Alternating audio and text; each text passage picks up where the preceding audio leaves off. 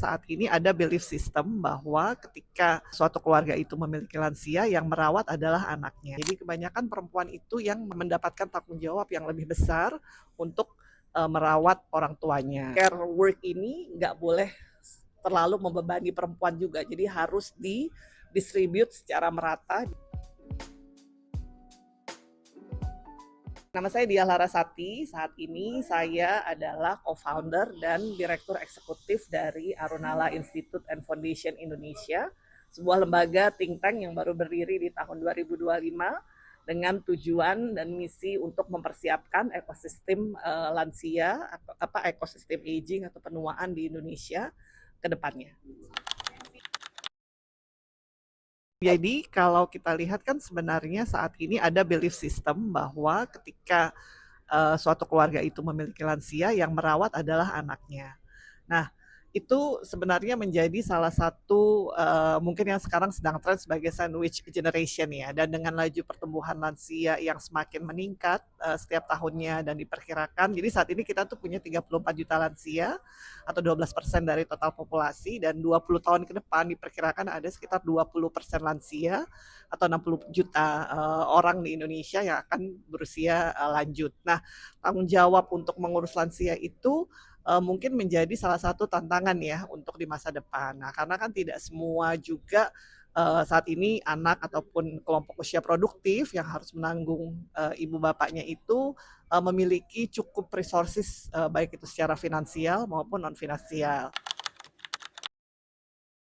Dan yang kedua adalah juga ada isu perawatan ini ada cenderung feminisasi pekerja perawatan. Jadi kebanyakan perempuan itu yang mendapatkan tanggung jawab yang lebih besar untuk merawat orang tuanya. Nah, ini bisa menyebabkan untuk perempuan itu bisa mengakses perlindungan, kemudian mendapatkan pekerjaan yang layak, dan juga bisa menabung untuk hari tuanya juga menjadi terhambat. Jadi ada potensi juga dengan tantangan Indonesia yang akan semakin menua, akan timbul kemiskinan baru di masa mendatang. Nah, itu yang harus diwaspadai juga oleh Indonesia ke depannya.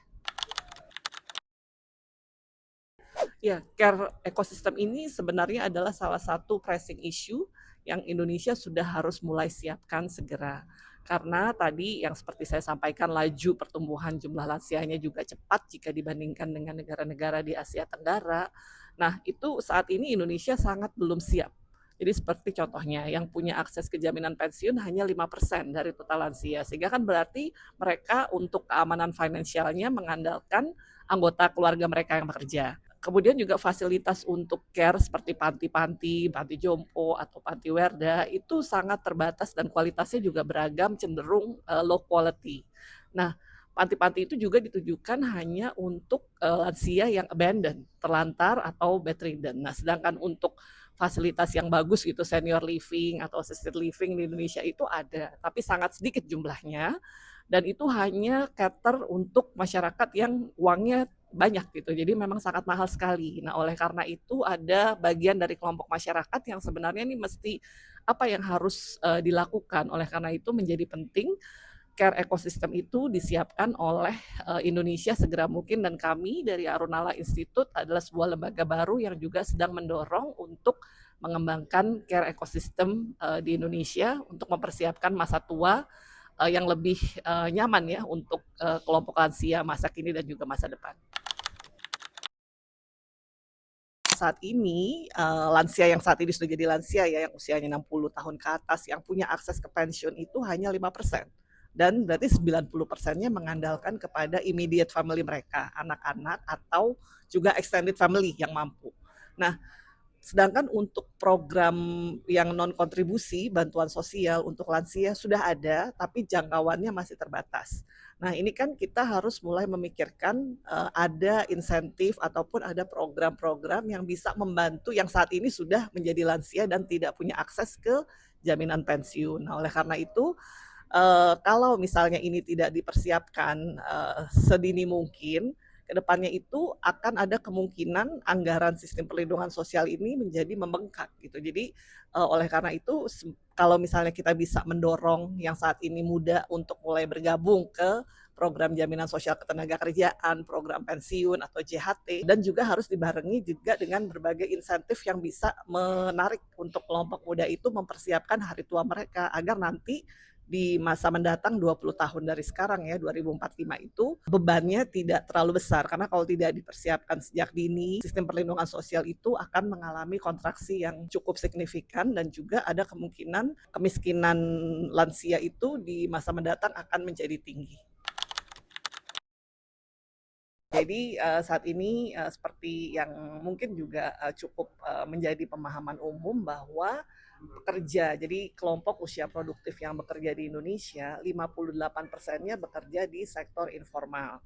Sektor informal di Indonesia itu sebenarnya bekerja di sektor informal itu tidak ada masalah ya. Jadi kayak artis, dokter, itu kan juga informal ya. Tapi sayangnya di Indonesia, pekerja yang bekerja di sektor informal itu mereka bekerja di yang upahnya rendah, tidak memiliki perlindungan yang memadai. Jadi kemampuan untuk mengakumulasi aset dan juga mempersiapkan hari tua mereka juga terbatas kan, karena mereka harus hidup day by day.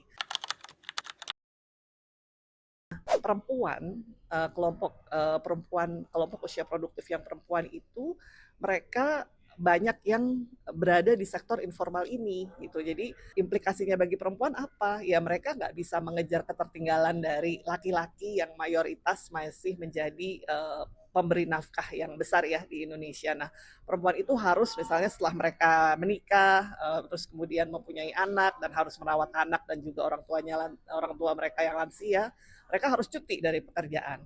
Nah, ketika mereka masuk lagi, itu bekerjanya di sektor informal yang gajinya juga sedikit, kemudian perlindungannya juga sedikit. Makanya kami juga mendorong dan juga mendengar bahwa pemerintah tengah menggagas revisi Undang-Undang SJSN. Jadi itu baik sekali menurut kami di Arunala, dengan harapan nanti di undang-undang yang baru dari sisi regulasi ada program-program atau kebijakan-kebijakan yang lebih ramah perempuan ya, ramah perempuan dalam arti ya perlu ada insentif yang mendorong perempuan walaupun mereka sudah saat ini sedang cuti untuk melakukan kerja perawatan, mereka tetap bisa berkontribusi di jaminan sosial ketenagakerjaan misalnya. Nah, insentif-insentif maternity leave, kemudian juga insentif kalau merawat, kalau di negara maju tuh ada tuh Jepang misalnya dia harus berhenti bekerja sementara untuk merawat orang tuanya, iurannya bisa dibayarin oleh pemerintah. Nah, hal itu seharusnya juga bisa dilakukan di Indonesia. Dan Indonesia perlu secara serius ya memikirkan bahwa care work ini nggak boleh terlalu membebani perempuan juga. Jadi harus didistribute secara merata di minimal di unit terkecil dalam keluarga.